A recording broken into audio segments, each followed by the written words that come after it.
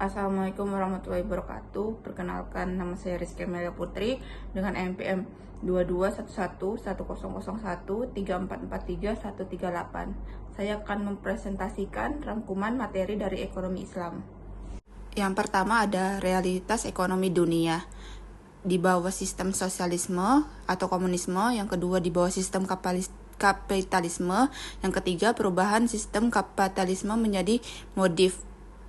Terus ada kemajuan lebih menggerah aspek fisik saja, yang kedua ada kemajuan tetapi penuh ketimpangan, yang ketiga yang kaya makin kaya, yang miskin makin miskin. Sistem ekonomi kapitalisme adalah manusia adalah pemilik satu-satunya terhadap harta yang diusahakan, tidak ada hak orang lain di dalamnya.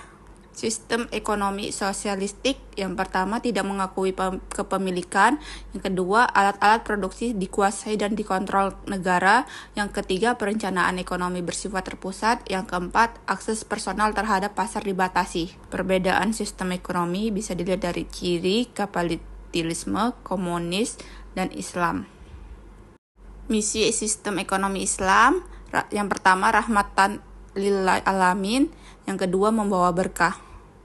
Tujuan sistem ekonomi Islam yang pertama pemenuhan kebutuhan dasar manusia yaitu papan sandang pangan, yang kedua memastikan kesamaan kesempatan bagi semua orang, yang ketiga mencegah terjadinya pemusatan kekayaan dan meminimalkan ketimpangan dana, distribusi pendapatan dan kekayaan di masyarakat, yang keempat memastikan stabilitas dan juga pertumbuhan ekonomi. Prinsip ekonomi Islam yang pertama melarang mensyair, yang kedua larangan gahar, yang ketiga larangan melakukan hal haram.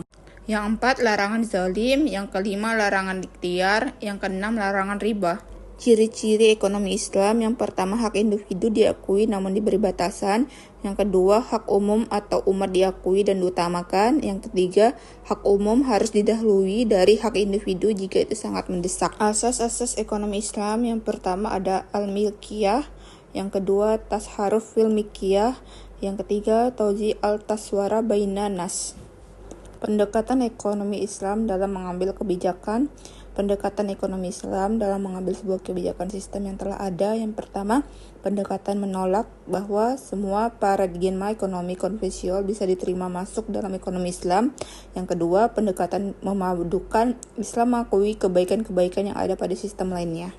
Alasan manusia belum siap menerima ekonomi Islam yang pertama, faktor memahami arti dan tujuan syariah, yang kedua, faktor cinta dunia, yang ketiga, faktor pola pandang terhadap Islam secara parsial, yang keempat, faktor penjajahan Belanda, yang kelima, faktor usia sistem kapitalisme yang sudah mendarah daging, yang keenam, faktor isu negatif Islam bukan solusi. Ruang lingkup sistem ekonomi Islam yang pertama ba'i, yang kedua akad, yang ketiga syirkah, yang keempat muzdaharabah, yang kelima muzara'ah, yang keenam musa'ah, yang ketujuh murabah, yang ke-8 kiyahar.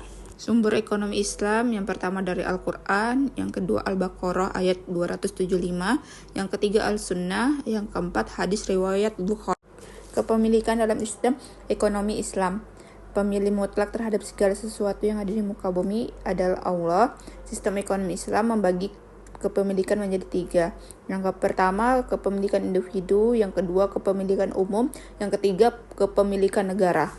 Status harta dalam sistem ekonomi Islam. Status harta yang dimiliki manusia yang pertama amanah, yang kedua perhiasan hidup, yang ketiga ujian keimanan, yang keempat bekal ibadah. Cara memperoleh harta yang pertama usaha secara halal, yang kedua dilarang mencari harta yang melupakan mati, yang ketiga dilarang menempuh usaha yang haram. Di antara cara memperoleh harta yang pertama menguasai benda-benda mubah, yang kedua warisan yang sesuai aturan Islam, yang ketiga perjanjian hak milik, yang keempat ikhtiar. Yang terakhir, membelanjakan harta. Yang pertama, menunaikan zakat. Yang kedua, mencukupi kebutuhan dirinya sendiri. Yang ketiga, memenuhi kebutuhan keluarga yang menjadi tanggungannya. Yang keempat, memenuhi kebutuhan masyarakat.